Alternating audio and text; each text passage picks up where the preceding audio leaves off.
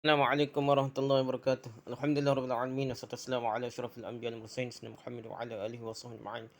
Rabbi shrah li sadri wa yassir li amri wa hlul 'uqdatam min lisani yafqahu qawli amma ba'd. Kita sambung balik kitab tafsir kita tafsir Az-Zahar jilid kelima karangan Dr. Hamka. Kita masih baca lagi surah Hud, masih kita bincang surah Hud. Kita nak baca ini ayat 91 hingga 96. A'udzubillahi minasyaitonir rajim. Bismillahirrahmanirrahim. قالوا يا شعيب ما نفقه كثيرا مما تقول وإنا لنراك فينا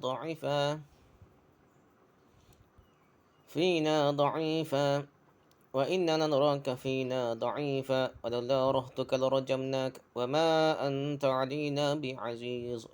Mereka berkata, hai Syuaib, ya Syuaib, tidaklah kami mengerti sebahagian besar dari apa yang engkau katakan itu. Ma nafqahu katsiran mimma taqul. Faqih dia kami faham, mengertilah daripada banyak perkara hak kata tu lah. Dan sungguhnya kami pandang engkau di antara kami adalah seorang yang lemah. Wa inna naraka fina dha'ifa. Jadi kami naraka, kami tengok engkau, melihat engkau. Fina pada sisi kami. Dha'ifa ni kamu ni lemah lah. Dan kalau bukanlah lantaran kaum engkau, sungguhnya telah kami rejam engkau. Walala rahtuka la rajamnaka lah. Jadi rahtuka tu keturunan engkau lah, kaum engkau lah.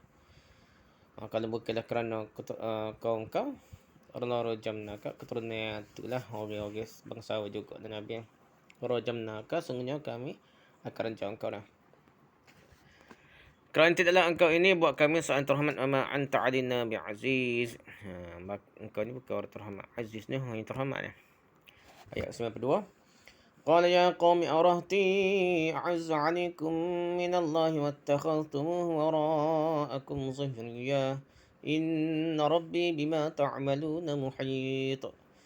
Dia berkata, apakah keluargaku itu lebih terhormat bagi kamu daripada Allah? Ya qaumi arahti. Wahai kaumku nak. Arahti keluargaku lah. Keturunanku, bangsawiku ke apa. A'azzu alaikum, lebih terhormat. Minallah, daripada Allah. Dan kamu buangkan dia ke belakang punggung kamu. Wattakhaztumuhu. Itu nya kembali Allah. Kamu buang Allah tu. Wara'akum zuhriyah, ke belakang punggung kamu. Sesungguhnya Tuhanku terhadap apa yang kamu kerjakan adalah meliputi. Inna rabbi bima ta'maluna muhit. Allah kuasa, ia Allah perhati, Allah liputi lah. Inna rabbi bima ta'maluna muhit. Ayat ke-93. Wa ya qaumi i'malu ala makanatikum inni 'amil sawfa ta'lamuna man ya'tihi 'adzabun yukhzihi wa man huwa kadhib wartaqibu inni ma'akum raqib. Dan wahai kaumku, beramallah kamu di atas pendirian kamu, ala makanatikum. Sesungguhnya aku pun akan beramal, ini amil. Kamu akan mengetahui pada siapa akan datang azab. Sawfa ta'lamuna man ya'tihi azabun, yang akan menghinakannya, yukhzihi, dan siapa yang dia yang pendusta, man huwa kadzib. Dan tunggulah, wartaqibu, dan tunggulah. Sungguhnya aku pun berserta kamu, menunggu pula. Wartaqibu inni ma'akum raqib. Ayat ke-94. ولما جاء أمرنا نجينا شعيبا والذين آمنوا معه برحمة منا وأخذت الذين ظلموا الصيحة فأصبحوا في ديارهم جاثمين. Dan tak kala datanglah ketentuan kami, ja amruna, kami selamatkan Syuaib dan orang beriman sertanya. Najaina Syuaiba walladzina amanu ma'ahu, dengan rahmat daripada kami, rahmati minna. Dan pekiklah yang mengenai orang yang zalim itu dah. Wa akhadatil ladzina zalamus sayhah, satu suara pekik lah. Nah. Fa asbahu, sehingga mereka dalam rumah mereka jadi binasa. Fa asbahu fi diyarihim jasimin. Ayat ke-95. Bukan 95, 95 sampai 95 dah. Ka'allam yaghnau fiha ala bu'dal limadiyana kama ba'dat samud. Seakan-akan mereka tidak pernah berada padanya. Ka'allam yaghnau fiha, tidak pernah kapur tu lah, habis pupuh keturunan. Suatu kebinasaan bagi Madian sebagaimana binasanya Samud. Ala ba'dal limadiyana kama ba'dat samud. Kaum Syuaib dan orang Madian. Perkataan yang diucapkan begitu halus, penuh irama kasih sayang daripada seorang Nabi kepada kaumnya, yang menyatakan bahawa asal mereka Asalkan mereka memohonkan keampunan dan bertaubat pada Tuhan, dosa-dosa mereka itu akan diampuni kerana Tuhan Allah adalah Maha Penyayang dan sangat cinta kasih. Dan tidak juga terima dengan baik oleh kaumnya. Mereka berkata, hai Syuaib, tidaklah kami mengerti sebahagian besar daripada apa yang telah engkau katakan itu. Pangkal ayat 91. Artinya kami tidak faham akan perkataanmu yang panjang lebar itu tidak masuk dalam akal kami lah. Maksud dia dah. Tuh, so sembah Allah saja dah. Tidak syirik, tidak wali nabah perantara apa dah. Kami tidak boleh menerima kalau kamu disuruh menghentikan melakukan upacara agama menurut yang dipusaki dari nenek moyang kami. Kami pun tidak dapat mengerti kalau engkau menganjurkan kita berniaga mesti jujur saja dah. Kalau jujur di mana akan dapat untung dah. Engkau melarang menangguk di air keruh. Padahal kalau air tidak keruh terlebih dahulu, mana akan boleh menangkap ikan. Pendeknya perkataanmu itu adalah terlalu tinggi. Tidak dapat dipraktikkan dalam kenyataan hidup dan perlombaan mencari rezeki. Dan sesungguhnya kami pandang engkau di antara kami adalah seorang yang lemah. Seorang yang lemah nak gitulah dia kata dah. Mengajar ni benda yang payah lah. Tak boleh riba, tak boleh ke apa dah. Tak boleh tipu orang ML sikit, tak boleh menun, tak boleh nak. Sistem Islam banyak kau penipuan. Dia kata tak. Super sistem lain dah. Jadi macam-macam alasan dia untuk menyatakan tak say tu lah. Tak say ikut Nabi ajar lah. Menurut keterangan dari Sa'id bin Jubair yang terimanya dari Ibnu Abbas, demikian juga menurut suatu riwayat dari Ali bin Abi Talib, bahawasanya kaumnya mengatakan Nabi Syuaib itu lemah kerana matanya buta. Ada riwayat kata mata buta kata lemah dah Nabi Syuaib. Wa akhrajal Wahidi wa Ibnu Asakir an Shaddad bin Auf qala Rasulullah sallallahu alaihi wasallam baka Syuaib alaihi salam min hubbillah hatta amiya. Al-Wahidi. Demikian juga Ibnu Asakir meriwayatkan. Demikian juga terima Shaddad bin Auf. Berkata Rasulullah SAW menjadi buta mata Nabi Syuaib. Menjadi buta Nabi Syuaib AS kerana beliau selalu menangis kerana cintanya pada Allah sampai beliau buta. Baka Syuaib bin AS min hubbillahi hatta amya. Gitulah kata. Sufyan As-Sawri mengatakan bahawa penglihatan Nabi Syuaib itu lemah, dhaif. Jadi bukanlah sampai buta. Itulah dah As-Sawri kata dah. Kalau rakyat itu benar, berdualah Rasulullah yang menjadi lemah penglihatannya. Ya'qub kerana rindu bertemu kembali dengan puteranya Nabi Yusuf sehingga selalu bernajak pada Tuhan, dan Syuaib yang bersedih hati dalam kecintaannya pada Tuhan. Kalau kita kira kalau betul lah dah. Tetapi As-Sudi mengatakan bahawa kaumnya mengatakan dia adalah seorang yang lemah di antara kaumnya kerana hanya dia sendiri sahaja yang berpegang dengan pendirian yang sedemikian, memusatkan akidah kepada Tuhan yang esa sahaja, hidup hendaklah jujur sahaja. Jangan mencurangkan sekatan dan timbangan tu panggil lemah ni. Tidak ikut trend semasa lah. Baik Nabi Syuaib itu buta ataupun penglihatan matanya lemah, namun pendapat Sudi yang mengatakan dia dianggap lemah oleh kaumnya kerana dia hanya sendirian dalam negeri itu yang berjuang untuk menegakkan kebenaran, lebihlah sesuai dengan sasana dengan konteks ayat lah. Dah. Kaumnya memandang kedudukannya, posisinya lemah. Sebab dia bersendirian saja, pengikutnya tidak ramai. Netes apa kata? Orang jarilah orang pengikut dia dah. Penyokornya tidak ada. Bagi mereka tidak ada artinya suatu pendirian, suatu gagasan atau cita-cita kalau orang yang menyerukannya itu lemah ekonominya, miskin lagi dan tidak berpengikut. Tak ada orang lah. Netes tak ramai. Apa kata pengikut tak ramai dah. Like tak ramai dah. Apa. Sebab itu mereka berkata selanjutnya, dan kalau bukanlah lantaran kaum engkau, sesungguhnya telah kami rejam engkau. Kami tidak dapat menghargai engkau betapa pun seruan yang engkau bawa. Tidak ada harganya semua kerana engkau tergolong orang-orang yang lemah. Kalau tidak segan menyegan dengan keluargamu yang terdekat yang masih tetap satu pendirian dengan kami. Sudah lama engkau kami rejam. Kami timpuki dengan batu-batu biar engkau mampus. Kalau tidaklah engkau ini buat kami seorang yang terhormat. Ujung ayat 91. Sebelah mata kami tidak akan memandang pada engkau sebab engkau orang yang tidak patut dihormati. Apa yang engkau banggakan pada kami, maka sudah mereka puji dia. Ayat 87. Mereka akui dia sebagai seorang yang lapang dan bijaksana. Dipuji mula dah. Sekarang ayat 91. Mereka katakan bahawa dia tidaklah seorang yang patut dihormati atau dimuliakan. Alangkah jauh perbezaannya pendiriannya mereka yang dahulu dengan yang sekarang. Setelah nyata bagi mereka bahawa Nabi Syuaib telah berubah haluan. Telah Nabi Syuaib bertegas untuk menegakkan dakwah tauhid. Dan untuk menentang amalan sekata timbangan tidak adil itu menyebabkan menentang tradisi dan menentang trend semasa. Perniagaan semasa menyebabkan mereka marah lah. Nabi Syuaib mereka hina pula dah. Tapi Nabi Syuaib yang sebagai mereka yang akui sendirilah seorang yang berlapang dada dan bijaksana telah menjawab. Dia berkata, apakah keluargaku itu lebih terhormat bagi kamu daripada Allah? Pangkal ayat 92. Alangkah dalamnya iman Nabi Syuaib ini lah. Memang layak perkataan seorang Rasul.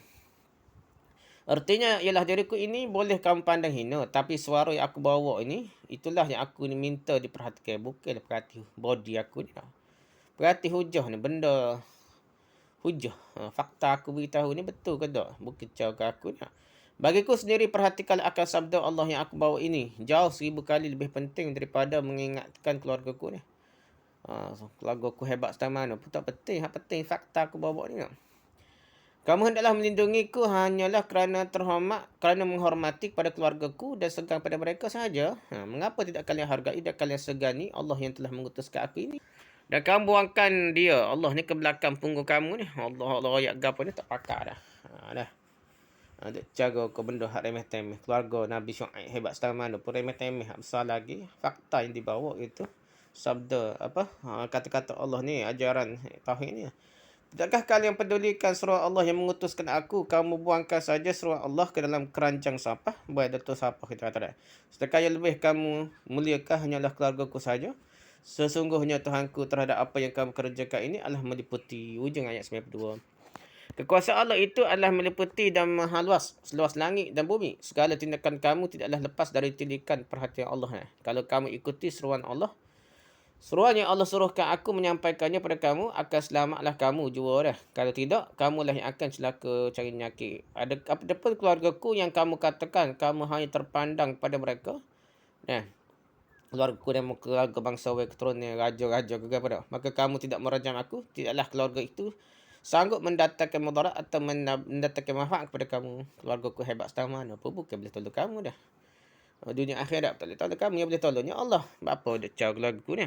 Pada akhirnya berkatalah Nabi yang mereka tuduh lemah itu, iaitu kata-kata yang menunjukkan kekuatan batin, jiwa batin rohani, walaupun dia dipandang lemah oleh kaumnya itu. Dan wahai kaumku, beramallah kamu di atas pendirian kamu, sungguhnya aku pun akan beramal juga. Pula di atas pendirian dan keyakinan hidupku yang telah disampaikan oleh Allah padaku, aku akan tetap berpegang dengan apa Allah ajar aku dah. Pangkat ayat 93. Saya sudah sampaikan pada kamu, namun kalian tidak juga mahu mahu undur ke belakang ke jalan yang benar dah. Tidak mahu memohon keampunan dan bertaubat pada Allah. Tidak mahu menghentikan kecurangan pada sesama manusia sehingga membuatkan kerosakan membinasakan masyarakat di atas muka bumi ini. Sekarang seruanku telah sampai, hutangku telah lepas. Kalian tak mahu berhenti, terserahlah kepada kalian. Boleh terus. Dan saya pun akan terus pula pada pendirianku. Saya tidak akan menghentikan seruanku ini. Maka apabila kita sudah sama-sama meneruskan keyakinan kita, jalanmu, aku jalan aku, dan langkah hidup kita masing-masing, kamu akan mengetahui pada siapakah akan datang azab yang akan menghinakannya. Nanti akan ketahui juga dengan pastilah. Pasti sekali kepada siapakah akan datang azab. Kepada orang yang berdurhaka Allah dan berlaku curang kepada sesama manusiakah? Sebagaimana yang kamu kerjakan itu, atau kepada aku Nabi Syuaib yang menjalani hidup dengan penuh kejujuran, mendapatkan rezeki dengan secara yang jujur dan selalu bercita-cita berbuat baik. Ayat ke-88. Dan siapakah dia yang berdusta? Kamukah yang berdusta dengan serba kecurangan itu, ataukah akukah yang berdusta kerana seruanku kepada Muslim ini? Nanti semuanya pasti akan jelas dan nyata, dan tunggulah, dan sungguhnya aku pun beserta kamu menunggu pula. Ujung ayat 93. Tentu saja dengan sombongnya mereka sama-sama bersedia menunggu, namun perhitungan akal sihat. Selama mana manusia masih pergunakan akalnya dengan betul, sudah dari jauh-jauh hari dapatlah memperhatikan bahawa jalan yang curang itulah yang akan gagal. Tetapi bilakah? Tetapi bila masanya manusia tidaklah tahu, yang menentukan waktunya, yang pasti ialah Allah sendiri sahaja. Dan tak kala datanglah ketentuan kami, pangkal ayat 94, iaitu tak kala datanglah azab sesaat yang telah ditentukan oleh Allah itu. Kami selamatkanlah Syuaib dan orang yang beriman sertanya dengan rahmat dari kami. Di dalam ayat ini dapatlah kita fahamkan bahawasanya Tuhan menyelamatkan nabinya dan pengikutnya yang sedikit itu, sebagaimana juga penyelamatan Nabi Lut lah, dengan dikeluarkan mereka lebih dahulu dari daerah yang berbahaya itu. Dan pekiklah yang mengenai orang zalim itu. Artinya dengan tiba-tiba kedengaranlah suara pekikan jeritan yang amat-amat keras bunyinya, sehingga seakan-akan memecahkan anak telinga. Demi apabila telah terdengar pekikan yang sedemikian dahsyatnya, tidaklah seorang juga yang tahan hidup lagi, sehingga mereka dalam rumah-rumah mereka juga jadi binasa. Hujung ayat 94. Ada yang tersungkur dalam tanah, dalam rumah. Ada yang sedang di atas kenderaan tersungkur bersama kenderaannya. Di mana-mana penuh bangkai manusia. Nah. Seakan-akan mereka tidak pernah berada padanya dalam kapal itu dah. Negara itu, pangkal ayat 95, melihat pada bekas-bekas kehancuran itu, tidaklah dapat dibayangkan lagi bahawa negeri itu dahulunya pernah didiami oleh manusia. Negeri Madian akhirnya menjadi padang belantara yang kosong dari manusia. Pakat mati belaka dah. Takut orang berjalan dekat-dekat itu seakan-akan didiami oleh hantu belaka. Yang dalam ungkapan hikayat-hikayat Melayu kuno disebut laksan negeri yang dialahkan Garuda. Nah. Makan Garuda dulu dah. Menjadi padang terkukuh lah. Itulah suatu kebinasaan bagi Madian. Sebagaimana binasanya kaum Samud. Ujung ayat 95. Maka binasalah negeri Madian itu kerana mereka telah melanggar ketentuan yang telah digariskan oleh Tuhan. Musibah yang menimpa mereka sama saja dengan musibah yang menimpa kaum Samud, iaitu sama-sama mendengar suara pekikan yang amat mengerikan. Serupa kaum Samud dengan Madian ni. Apakah pekikan itu? Kita pun dapatlah mengetahui berbagai-bagai bunyi dalam alam ini yang menimbulkan kengerian dan ketakutan. Misalnya bunyi ombak di laut yang terlalu besar, apabila angin taufan datang, atau bunyi letusan dari gunung berapi dah, atau bunyi lahar seketika dia dimuntahkan oleh puncak gunung berapi itu, lalu mengalir ke bawah melanda dan menumbangkan pohon-pohon kayu besar, atau bunyi derak-derik api seketika rimba terbakar. Dan binatang-binatang liar dari berkerumun mencari tempat yang selamat, atau bunyi hujan diserati petir, halilintar dan kilat sambung menyambung, atau bunyi air mengalir seketika terjadi banjir besar, atau yang lain-lainnya, yang semuanya itu menimbulkan kengerian dan ketakutan pada manusia. Sehingga banyaklah yang mati terlebih dahulu kerana dahsyatnya ketakutan tersebut. Belum kena lagi mati dah. Nah, sedangkan kerana mendengar bunyi siren di waktu perang pun, atau deru kapal-kapal udara ketika dia datang berbondong-bondong menjatuhkan bom kepada sebuah kota, atau bunyi tembakan meriam yang gencar, semuanya itu pun boleh menyebabkan orang mati ketakutan. Ada terbongkar semuanya itu membawa maut, apatah lagi azab siksa air yang telah diaturkan oleh Tuhan masa dan ketikanya, sebagai terjadi pada kaum Samud seketika mereka melawan Nabi Saleh dan membunuh unta Tuhan, atau yang terjadi pada kaum Madian yang curang terhadap sukatan dan timbangan ini. Di sini pun menyertakan dalam pembinaan iman kita satu peringatan pada kaum-kaum yang binasa lantaran kedurhakaan mereka itu, yang meninggal kekesan dalam jiwa seorang mukmin yang beriman bahawa bencana-bencana alam yang terjadi ialah kerana ada dosa-dosa yang sudah sangat memuncak yang dilakukan oleh mereka. Maka Allah memperlihatkan kekuasaan Allah untuk menanamkan keinsafan bagi manusia supaya segera bertaubat dan kembali kepada Allah. Dalam lingkungan pandangan iman, tidaklah ada satu bencana alam yang tidak ada hubungannya dengan dosa. Suatu bencana alam dalam pandangan iman tidaklah suatu hal yang kebetulan sahaja berlaku. Tidak ada yang didamai kebetulan dalam alam yang luas ini. Bencana-bencana alam menurut pandangan iman mestilah ditanggulangi dari dua jurusan. Jurusan lahir dengan memperbaiki mana yang rosak lah. Mencegah banjir, memelihara hutan jangan terbakar. Memperkokohkan dan membendung tepi jalan jangan sampai diruntuhkan ombak. Kena buat juga ni secara zahir ni. Tak boleh banjir ke apa dah. Jangan tepi balok ke sini. Yang kedua adalah lebih penting, iaitu mendekati Tuhan. Janganlah persenda-senda guraukan tentang soal-soal ketuhanan. Kerana kunci-kunci rahsia alam ini ada terpegang dalam tangan Allah SWT belaka. Anda kait juga dengan maksiat kau gapo Allah tak suka. Kena fikir juga dah. Di samping jangan putus pula fikir pasal usaha-usaha pencegahan keselamatan banjir ke fikir juga dah. Dan kadang-kadang benda tu pembalak ke gapo Allah juga, Allah marah juga dah. Benda-benda tu kena fikir belaka. Wallahu a'lam. Subhanakallah wa hamdika, subhanakallah wa hamdika, subhanakallah wa hamdika, asyhadu an la ilaha illa anta, astaghfiruka wa atubu ilaik. Assalamualaikum warahmatullahi wabarakatuh.